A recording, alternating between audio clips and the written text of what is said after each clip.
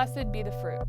The Handmaid's Tale, Margaret Atwood's classic dystopian novel turned hit TV series, is back for its third season this week, and it's also made its return to real-life protests, like the one in London against US President Donald Trump's state visit. Margaret Atwood's novel is a complete classic, but I think the TV show is really just a TV show.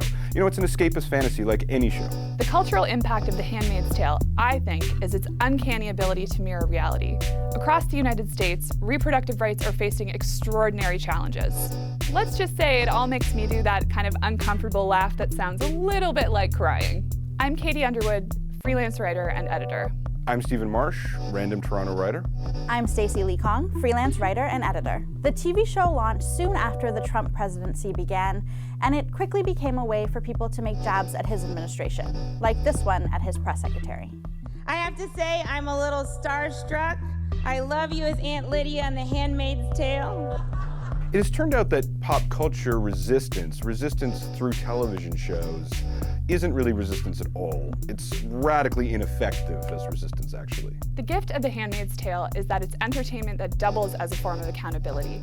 If you're into a show that depicts the systematic disenfranchisement of women, maybe you'll start realizing it when it happens in real life, and maybe you'll even do something about it. Okay, if you've seen neither the series nor read the book, here's a taste of season 1. I was asleep before. That's how we let it happen. When they slaughtered Congress, we didn't wake up. When they blamed terrorists and suspended the Constitution, we didn't wake up then either. Now I'm awake. My name is Offred. I had another name. Ladies, I have to let you go. It's the law now. They needed to do it this way. All the bank accounts and the jobs all at the same time. You imagine the airports otherwise?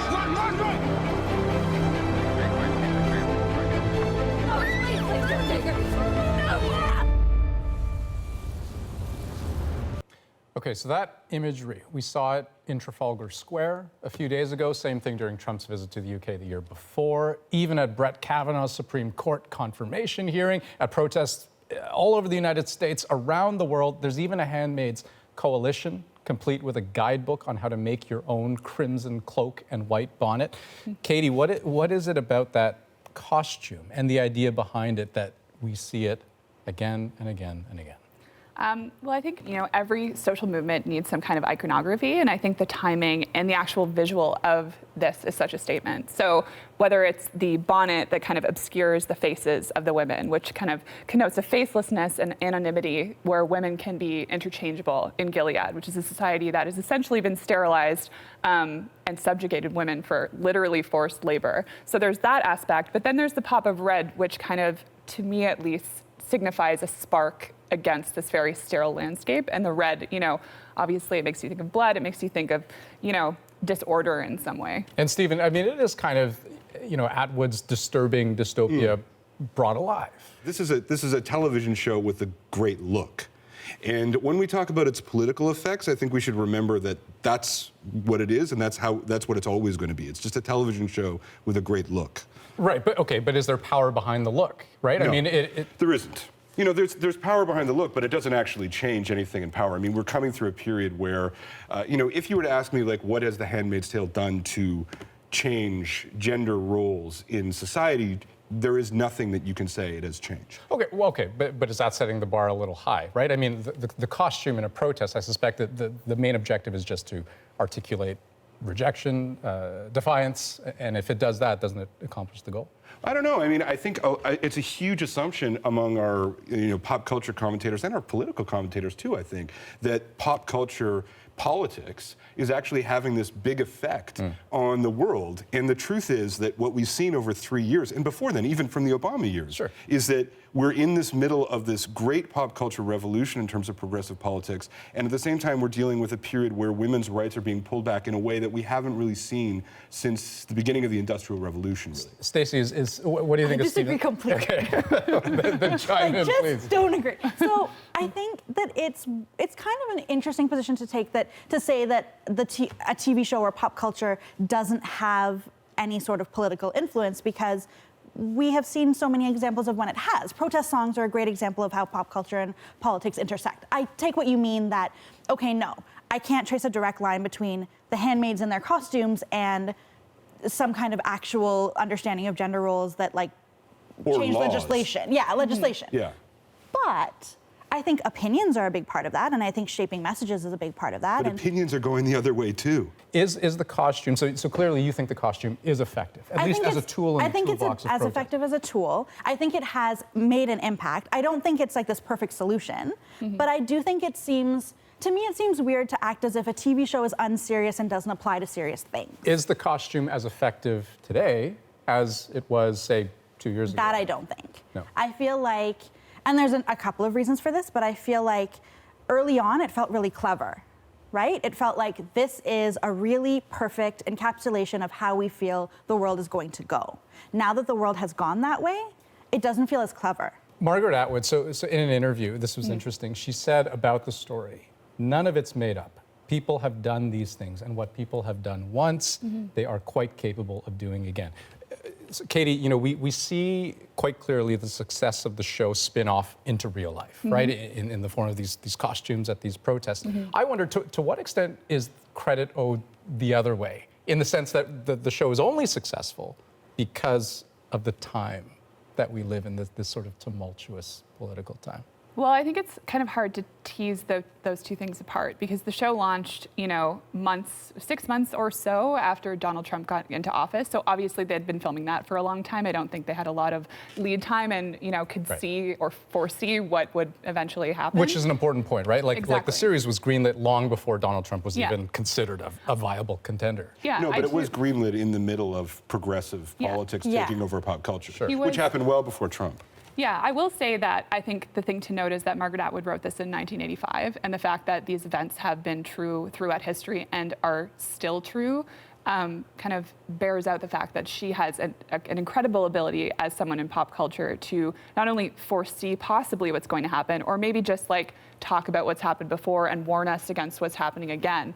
I don't want to call it a happy coincidence because it's certainly not a happy show, but I do think there's credence to the fact that it's become popularized and become what it is in this moment. Yeah, the timing's pretty good. Well, yeah, I mean, is the timing good, though, in terms of what it wants its goals to be? I mean, I think the thing that's so amazing about this particular adaptation is it really shows the difference between a novel, what a novel can do and what television can do. Because, Atwood's novel is this real masterpiece about the power of private language. I mean, that's ultimately what it's about. It's this diary of this woman whose form of resistance is really this personal insistence on her own meaning. And when you translate that into television, like what television is just mass consumption. And ultimately, it doesn't have the same power.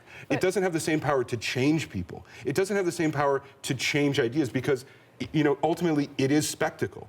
And the rules of spectacle, as we've seen through this entire period of woke spectacle, that has coincided with the greatest pullback of progressive political action in our lifetime. Katie, you want to? Yeah, I would disagree because I think that those two things are discrete. The fact that they're rolling back rights and that a TV show is progressive, they're not related to each other. But the idea of progression in society is inherently rooted in mass meaning. So I think you actually do have the most potential to create change in something like a television show. I think this is actually a huge error that we've seen disproved now.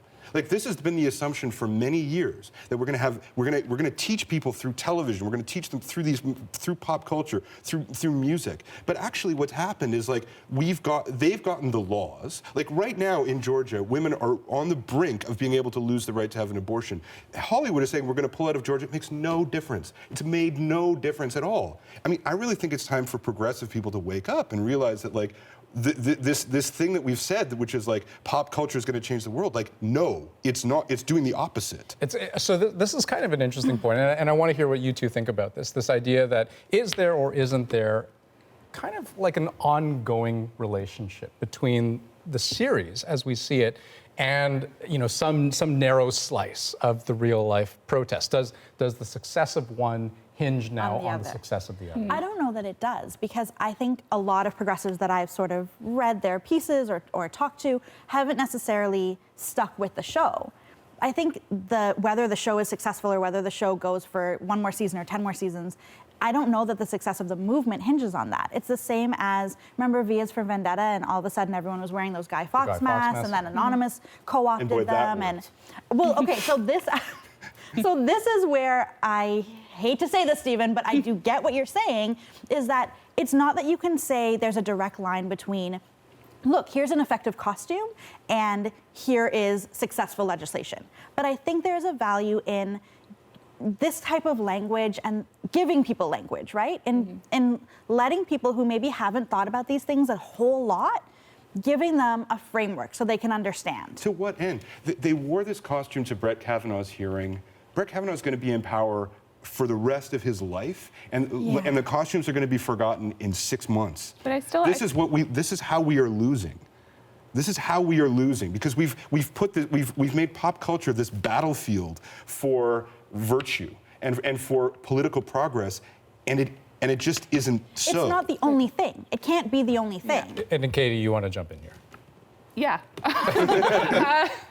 No, I mean, I think you can't excise one from society. We're stuck with both, and I think they both have different roles. Pop culture, like Stacy was saying, is very much a language. It speaks to what's going on, and it also provides a language for people to speak back to what's going on. So it may not be that the people in the bonnets are the ones making the laws, but they're providing a vernacular for people who are watching the people make the laws to maybe discuss issues that they're not typically involved in. Guys, we're going to have to put a stop to it there. I think we could have gone a lot longer, but thank you very much. Thank you. Pleasure.